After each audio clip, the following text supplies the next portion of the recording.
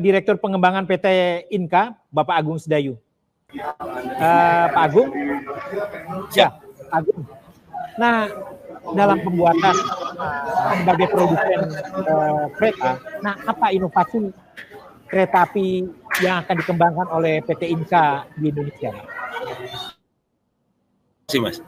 Jadi kereta api yang seperti ditargetkan oleh Mas Farid tadi dan untuk operasi GOA 3, maka memang hal yang paling krusial yang harus diselesaikan oleh Inka adalah bagaimana membuat kereta api ini bisa otonomus.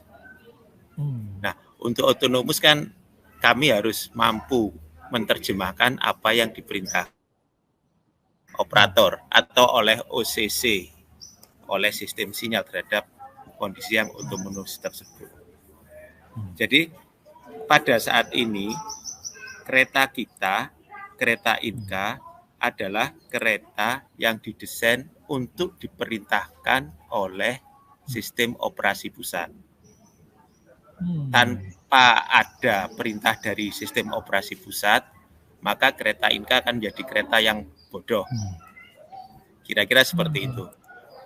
Jadi seperti yang disampaikan oleh Mas Farid tadi, di Indonesia itu sudah ada 4 moda operasi, semuanya sudah ada di Indonesia. Jadi kesiapan operator itu sudah ada. GOA 0 adalah operasi yang penuh dijalankan oleh masinis. Ini di semua kereta Indonesia menjalankan ini. GOA 1 itu LRT Palembang, di mana kereta akan berhenti kalau ada emergensi atau ada sesuatu yang mengganggu di sistem sinyal. GOA 2 itu MRT Jakarta, di mana jalan dan berhentinya kereta oleh pusat.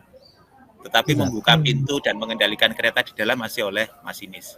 Kemudian GOA 3 yang akan beroperasi di Jabodetabek, di mana semua dijalankan oleh pusat. Kemudian GOA 4 dijalankan oleh pusat dan tidak ada orang atau tidak ada attendant di dalam kereta. Nah, dari sisi kenyamanan, di Jabodetabek ini ada 2 kenyamanan utama yang menjadi kemajuan teknologi yang lumayan buat Inka. Satu adalah lebar gate-nya kereta itu sudah standar gate, jadi cara berkendaranya lebih nyaman dibanding kereta yang lainnya.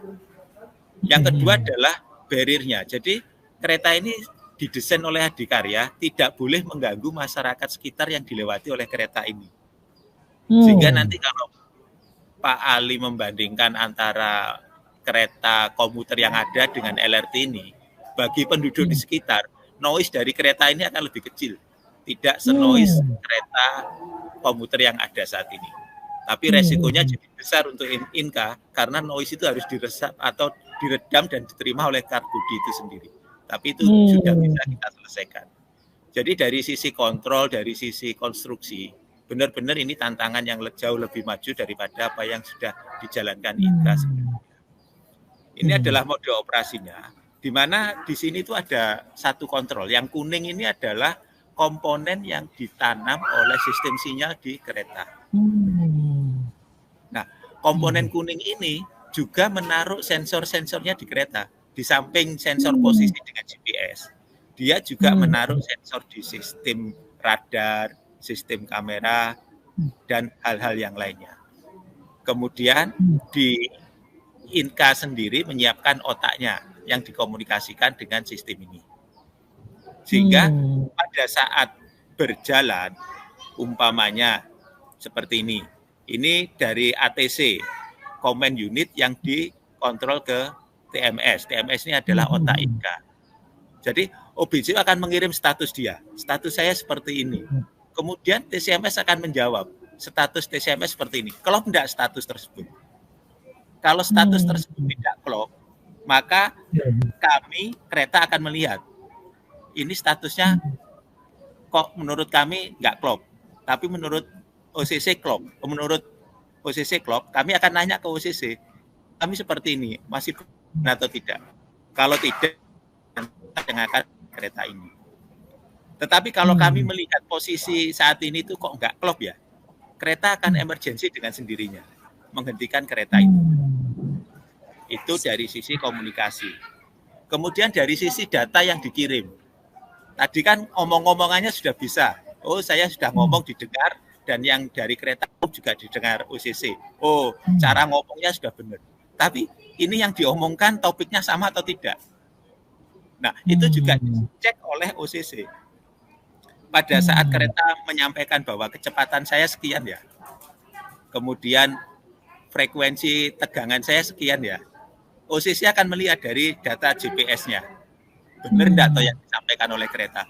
Kalau enggak benar, OCC juga punya hak untuk melakukan tindakan terhadap kereta ini. Kemudian ada hal-hal di kereta ini yang tidak membutuhkan instruksi dari OCC dalam kondisi emergensi. Umpamanya, kereta ini dalam kondisi emergensi karena pipe brake-nya bocor. Maka tidak perlu izin ke OCC, kereta ini akan menghentikan dirinya sendiri dengan emergensi. Kemudian menyampaikan ke OCC, kami emergensi karena pipa brake kami bocor.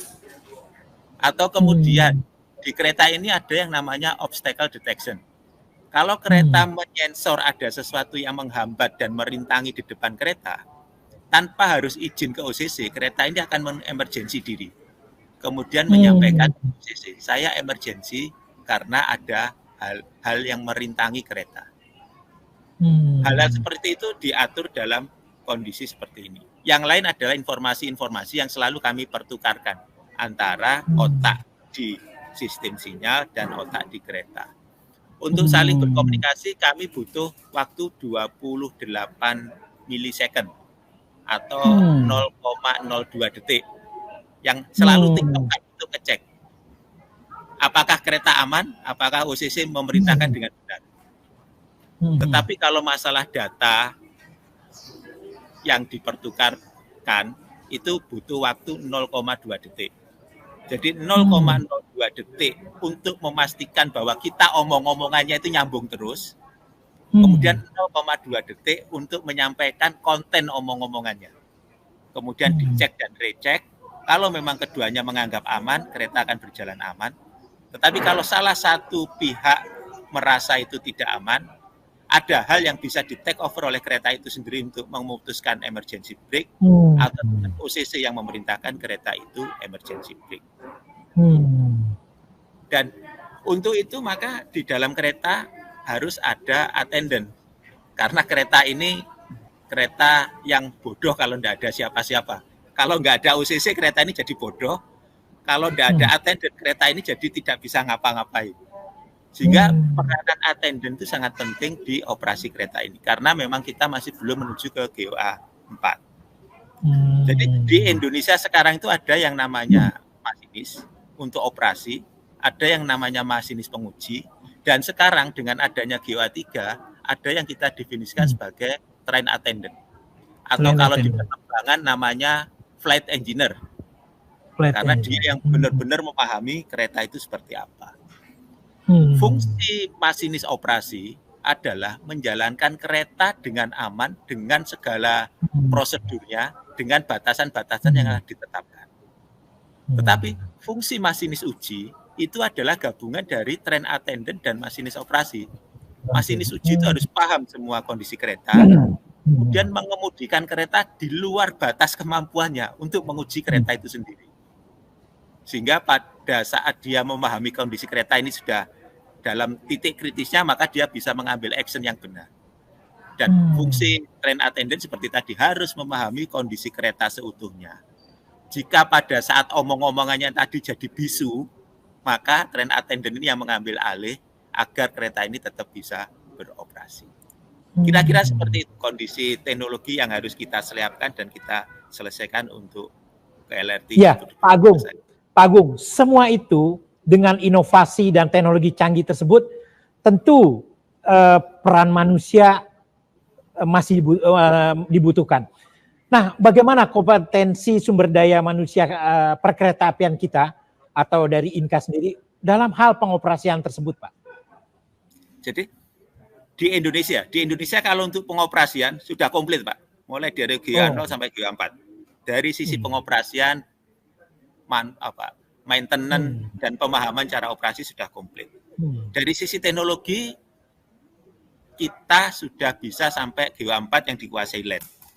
Kemudian dari sisi signaling, kita menuju ke GOA 3. Kembali, kereta kita selama ini sudah cerdas. Tetapi kita butuh satu step kecil lagi menuju kereta cerdas yang sudah diproduksi Inka ini bisa diperintahkan dengan cerdas oleh sistem yang lain. Jadi satu step ini yang sekarang sedang kita uji. Kalau kereta Inka sudah cerdas, Pak. Sejak tahun 2005, kereta Inka sudah cerdas. Sudah fly by wire kalau di pesawat. Sudah dijalankan dengan sistem informasi, sudah dijalankan dengan sistem digital. Tetapi selama ini otak manusia diterjemahkan secara digital untuk menjalankan kereta. Nah, menuju GOA3 ini kita sedang melihat dan menguji apakah peran masinis ini bisa digantikan oleh peran OBCU, peran sistem sinyal, peran sistem operasi yang lebih besar. Itu yang harus kita uji. Kereta ini sudah bisa berjalan secara cerdas. Yang perlu kita uji saat ini adalah kereta ini bisa berjalan secara cerdas oleh sistem cerdas yang lain atau tidak. Oh Itu ya. Menarik sekali Pak Agung pemaparannya.